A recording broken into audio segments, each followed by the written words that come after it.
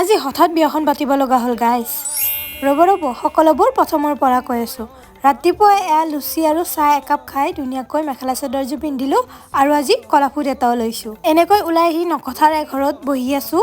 কাৰ ঘৰ চিনি জানি নাপাওঁ, বাছ বহিব দিছে বহিছোঁ। এইফালে আকৌ তাৰ পৰা আহিলোঁ দীঘলকুছিত। এয়া কণবানীজনীও ৰখি আছে আৰু এয়া দেখিছেনে, কেমেৰাটো দেখি আপোনালোকে নিশ্চয় ধৰিবই পাৰিছে। আজি অলপমান শ্বুট আছিল, অলপমান বুলি এই কাৰণে ক'লোঁ, সৰু এড এটাৰ কাৰণে শ্বুটটো আছিলে। এইফালে এয়া শ্বুটিং চলি আছে, মোৰ আধা আধি কমপ্লিট হ'লে অলপমানহে বাকী আছিল। সেই পৰি থকা মানুহজন আছিলে মোৰ পতিদেৱ, মানে এডটোত, আৰু তেওঁ দিনতেই মদ খাই পেল হৈ আছিল। তাৰেই দুখত মই এইফালে কান্দি আছোঁ। কান্দি থকা যেন নালাগে বাৰু, এইফালে আমাৰ চুবুৰীয়া ঘৰৰ বাইদেউ। এডটোত মাত্ৰ আমি কেইজনে এক্ট্ৰেছ আছিলোঁ বাৰু। এইফালে এয়া ডাইৰেক্টৰ আৰু প্ৰডিউচাৰ।